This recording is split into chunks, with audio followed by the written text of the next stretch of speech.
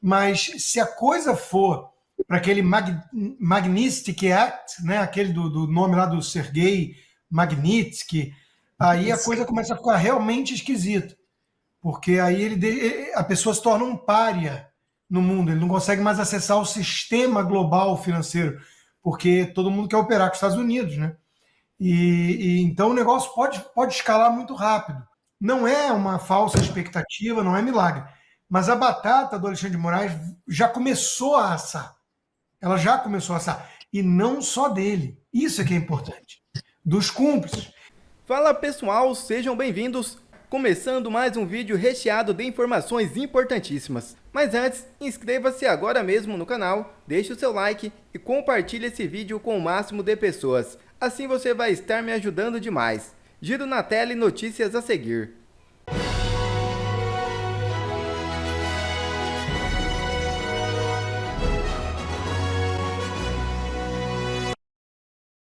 Em publicação no X na noite desta segunda-feira, Paulo Figueiredo trouxe uma bomba. Congressista americano solicita que Trump imponha sanções financeiras a Alexandre de Moraes. As ações dos aliados de Donald Trump contra Alexandre de Moraes parecem não ter fim.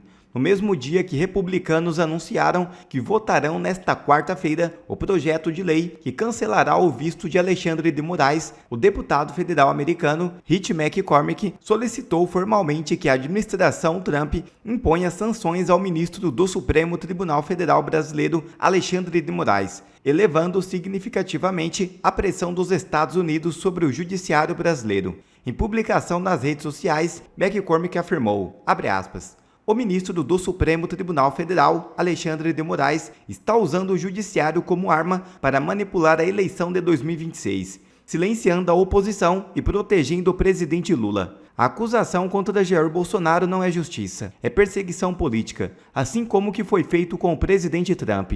Moraes também é uma ameaça aos Estados Unidos, censurando empresas americanas, suprimindo a liberdade de expressão e violando a soberania digital. Suas táticas autoritárias exigem ação. Peço à administração Trump e ao Congresso que imponham sanção Magnitsky, proibição de vistos e penalidades econômicas. Os Estados Unidos devem defender a democracia, a liberdade de expressão e o Estado de Direito, antes que seja tarde demais. Fecha aspas.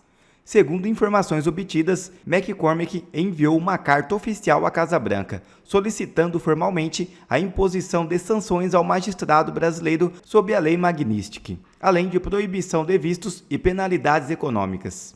Na prática, a aplicação destas sanções afeta pessoas no mundo inteiro e é frequentemente chamada de pena de morte financeira. Caso as sanções sejam impostas, Moraes teria todas as suas contas bancárias e cartões de créditos encerrados, mesmo em instituições brasileiras, pois estas acessam o sistema financeiro internacional e seriam alvos de sanções secundárias caso mantivesse o ministro como correntista. As sanções sob essa lei incluem o congelamento de todos os ativos que a pessoa possua nos Estados Unidos ou em instituições financeiras que tenham contato com o sistema bancário americano, bem como a proibição de realizar transações financeiras com entidades americanas. Adicionalmente, as pessoas sancionadas ficam impedidas de obter vistos para entrar nos Estados Unidos. A chapa literalmente esquentou para Alexandre de Moraes. Esse é o começo do seu fim. Deputado Salles, sua opinião sobre essa possível novidade vindo dos Estados Unidos, efeitos esperados pelo senhor aqui no Brasil e também a reação possível do STF? De fato, essa lei é muito importante porque é uma maneira de você fazer com que no mundo inteiro as pessoas, as entidades, as empresas, as autoridades que já há alguns anos, não é de agora, já há alguns anos vinham se coordenando e se falando e se financiando para restringir as redes sociais, restringir a liberdade de expressão, restringir direitos individuais e fazer valer aquela ditadura do coletivo, né, a ditadura do politicamente correto, a mordaça, né? Essa lei, se aprovada, que eu acho que deve ser, aprovada e implementada, ela será um freio de arrumação em tudo isso. E é um recado muito claro. Diz, olha, vocês sacanearam o mundo inteiro até agora. Fizeram de conta que era um movimento espontâneo, que era uma coisa em prol da sociedade, para o bem do mundo e tudo mais, mas acabou a farsa, né? Acabou a farsa. Agora, quem tiver uma postura dessa, pessoas físicas, jurídicas, autoridades, não importa quem seja, os Estados Unidos, que é a maior potência do planeta, vai começar a retaliar. Evidentemente que a retaliação começa por algo relativamente limitado, que é tirar o visto. Quer dizer, você pode até falar, eu não vou para Disney, não vou para Nova York, não vou para Califórnia, então não faço questão de ir para os Estados Unidos. Mas começa com isso. Depois já começa a ter restrição a investimentos no exterior, começa a divulgar essa turma toda que mantém dinheiro fora, né? Os Estados Unidos dominam o SWIFT, toda a parte bancária, começa a divulgar aí quais as offshores que essa turma tem, onde é que está o dinheiro deles no exterior, como eles fizeram com vários ditadores na África no passado. O pessoal pegava essas informações onde os ditadores africanos escondiam o dinheiro e divulgava no país de origem. Então, acho que a lei é muito boa, eu torço para que seja aprovada logo e implementada também rapidamente. Perfeito. Então, continuando também a nossa pauta, porque eu queria também... Opa, consta. Deixa eu só amarrar isso aí, que eu acho que é importante, porque isso parece um primeiro passo, essa questão do visto. Muita gente está tentando só para isso. Eu concordo com o Salles. Eu acho que eles vão além, né? Já escutei rumores de que o Alexandre de Moraes já teria, por exemplo, sacado o dinheiro que ele tem num banco brasileiro aqui em Miami, né, aqui nos Estados Unidos. Mas se a coisa for para aquele Magnitsky Act, né, aquele do nome lá do Sergei Magnitsky, aí a coisa começa a ficar realmente esquisita. Porque aí a pessoa se torna um pária no mundo, ele não consegue mais acessar o sistema global financeiro, porque todo mundo quer operar com os Estados Unidos, né? E então o negócio pode escalar muito rápido. Esse que é o ponto, né? Não estou vendendo isso como uma bala de prata, não é tic-tac, 72 horas, 48 horas, milagre, nada disso. Mas são ações que vêm sendo tomadas pelo governo americano claramente para tentar mexer no jogo no Brasil também. O Maurício está certíssimo em falar que visa o mundo todo, o próprio Salles lembrou de ditadores africanos, mas eu quero lembrar que para essa gestão, o Maurício mencionou o Marco Rubio, eu já tinha falado da Maria Elvira Salazar, muita gente da Flórida, agora temos no FBI o Cash Patel e o Dan Bongino, né? Como é que fala? Eu não sei, porque é italiano. Bongino, né? Bongino, olha o nível da turma que eles estão colocando lá, é uma turma que a esquerda está apavorada, né? É uma turma que vai fazer acontecer. E aí eu quero trazer dentro desse contexto, no CIPAC, o presidente Donald Trump pedindo para o Eduardo Bolsonaro levantar e falar diretamente, um abraço para o seu pai, uma família muito querida. Eu fico pensando como é que passa na cabeça da Globo e companhia, que fica falando, não, o Bolsonaro nem foi convidado assim para ir mesmo para a posse do Trump, né? Fica tentando desqualificar a proximidade de ambos.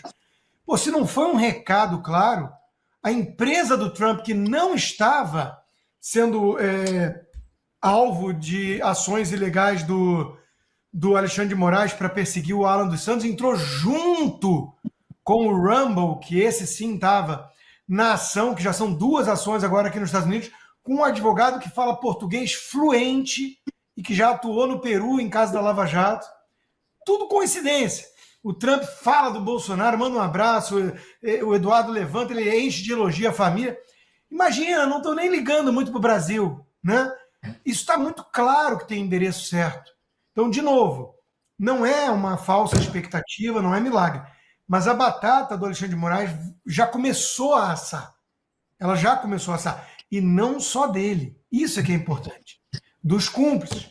Imagina um embaixador americano, que estamos esperando ansiosamente quem que vai substituir o atual, né? E espero que seja alguém muito linha dura. Podia botar... O Alan dos Santos não é cidadão americano, né? Podia me botar. Talvez eu aceite virar embaixador americano no Brasil, ia ser no mínimo divertido. Mas imagina um embaixador americano e botar o Maurício, vou fazer campanha para o Maurício ser embaixador brasileiro. Imagina uma reunião marcada com o presidente do Senado, o senhor Alcolumbre. Chama o Alcolumbre para conversar e fala assim, senhor Alcol, se o senhor não levar a plenário essas coisas, não parar de obstruir o mecanismo de freios e contrapesos no seu país para que possa ter uma votação de impeachment no Congresso, né, na casa do povo, no Senado e tudo. Se você não fizer isso, você pode amanhã ser alvo dessas medidas. Já pensou numa coisa dessa? Então, de novo, o arsenal à disposição do governo americano não é brincadeira. Não é brincadeira. E a turma do Trump parece disposta a usar sim. Você sabia que o Donald Trump foi o único presidente dos últimos 40 anos a não iniciar nenhuma guerra enquanto estava sentado na cadeira presidencial?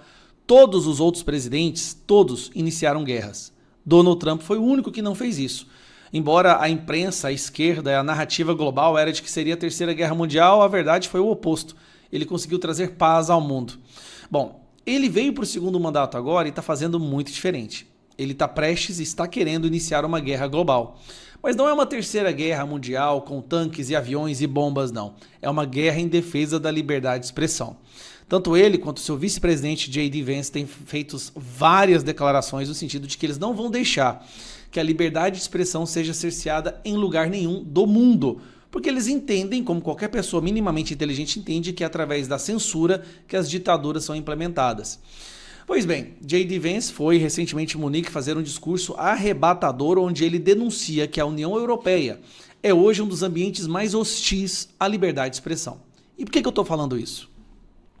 Boa parte dessa legislação e dessas decisões no Brasil, no sentido de censurar, perseguir as empresas de plataformas sociais, elas estão sendo copiadas da legislação do Reino Unido, da Alemanha, da Inglaterra, da União Europeia. Só que Donald Trump e J.D. Vance já foram para cima dessa censura na União Europeia e já teve repercussões impressionantes. A União Europeia recuou. Isso deixa o Brasil numa situação muito complicada, porque o Brasil ele estava dependendo desse avanço de censura na União Europeia para explicar e justificar o que eles estavam fazendo aqui. Só que agora o Brasil ficou sendo isolado como o país do Ocidente que está tentando censurar a sua população. Então eu trago essa matéria aqui, publicada na Folha de São Paulo, não por qualquer pessoa não. Patrícia Campos Mello, uma das pessoas que mais tem sanha de censura aqui no Brasil. Brasil teme isolamento após sinais de recuo da União Europeia em regulação de Big Techs. Trump ameaça retaliar por causa das regras sobre internet. O governo brasileiro apostava em aliança pró-regulamentação. O governo Lula quer censurar, o STF está prestes a votar o artigo 19 do Marco Civil da Internet, com o objetivo de responsabilizar a internet por tudo que aparece nela, as empresas de rede social por tudo que aparece nelas, tudo que é publicado, o que é um absurdo e é como se fosse uma forma de tributação de empresas americanas. Donald Trump saiu em defesa, retaliou e a União Europeia recuou. Quando a União Europeia recua, fica o Brasil sozinho, isolado, ditatorial, nessa ditadura da toga que a gente vive, tentando ainda fazer a mesma coisa. Eu quero ver quando a mira dos Estados Unidos voltar para esse pessoal. Então vamos lá, um pouquinho da matéria. O governo brasileiro teme ficar isolado diante de sinais de recuo da União Europeia em sua ofensiva de regulação das Big Techs. O Brasil apostava em uma aliança de países pró-regulação ao lado da União Europeia, Austrália, Reino Unido e Canadá. A ideia era se contrapor às ameaças do presidente dos Estados Unidos, Donald Trump, de retaliar países que impuserem regulação e taxação das plataformas de internet, na maioria americanas. A União Europeia foi pioneira na regulação da internet com a Lei dos Serviços Digitais, DSA, das siglas em inglês, e a Lei de Mercados Digitais. Só um detalhe, essas leis aqui, são as leis que as polícias estão usando, que a justiça da Inglaterra, por exemplo, Reino Unido está usando para invadir a casa de pessoas porque elas publicaram posts no sentido de proteger as fronteiras, posts contra o primeiro-ministro. Qualquer postagem que eles não gostam, a pessoa está sendo presa. As pessoas estão sendo presas baseadas nessa lei que eles aprovaram lá, que estão recuando. Tanto os objetos da Lei de Responsabilidade das Big Techs, que tramitam na Câmara, como da inteligência artificial, que foi aprovado no Senado, e o texto de antitrust em discussão na Fazenda, têm inspiração nas leis europeias, alemã e britânica. Mas as multas bilionárias sobre Meta, Apple, Google, Microsoft, decorrentes de leis europeias e regulação da inteligência artificial em implementação no bloco, têm sido alvo de protestos de empresários e autoridades dos Estados Unidos. Não só isso, até de pessoas do país onde está acontecendo essa taxação, porque a divulgação das suas marcas, do seu trabalho, das suas empresas ficaria muito mais difícil. Então, hoje, é através da internet que as pessoas divulgam o que elas querem, divulgam seus serviços, seus itens, né? As últimas ações de declaração dos líderes do bloco apontam para um recuo. Nesse mês, a União Europeia anunciou suspensão da diretiva de regime de responsabilidade de IA. Também foi divulgado que o Código da Conduta da IA, a ser divulgado em abril, terá regras simplificadas. Ou seja, eles estão tirando o pé do acelerador, perceberam que se eles continuarem na censura, sofrerão retaliações econômicas dos Estados Unidos, isso prejudica muito a União Europeia. E o Canadá nem se fala. O Canadá, sem os Estados Unidos, ele vira um Estado. E aí nós temos o Brasil, com o nosso STF e o governo, continuando nessa sanha de censura. E aí fica a pergunta, onde isso vai parar? Qual será a reação dos Estados Unidos? Porque até agora eles estão brigando lá. Porque a lei lá estava realmente assim, draconiana. E quando os olhos voltarem para o Brasil? O STF quer aprovar uma nova decisão, quer legislar, no sentido de tornar as plataformas responsáveis solidariamente, sofrendo multas absurdas por qualquer coisa que seja postada. O que eles vão fazer? O que a plataforma vai ser obrigada a fazer? Basicamente, proibir qualquer postagem que possa vir a ser considerada polêmica. Isso é acabar com a nossa liberdade de expressão. E é esse o objetivo do STF, esse é o objetivo do Lula, esse é o objetivo de parte da imprensa, inclusive. Mas entrou no jogo agora, no cenário internacional, um cara como Donald Trump e o seu vice-presidente J.D. Vance, que estão lutando para impedir que isso aconteça. Então, Donald Trump comprou sim uma guerra. Ele iniciou uma guerra contra a censura. Essa é a guerra mundial que o Donald Trump e seu governo, o governo dos Estados Unidos, está travando. A guerra para permitir que todo cidadão do mundo possa falar as suas opiniões e possa defender os seus valores. Que governo ruim, que povo fascista esse, né? Um abraço. Na véspera da votação do seu impeachment, o Fernando Collor foi tentado por vários políticos e até militares a fechar o Congresso, mas resistiu. Nos dias que antecederam o impeachment de Dilma Rousseff, o Exército foi sondado por petistas para decretar estado de defesa. Resistiu.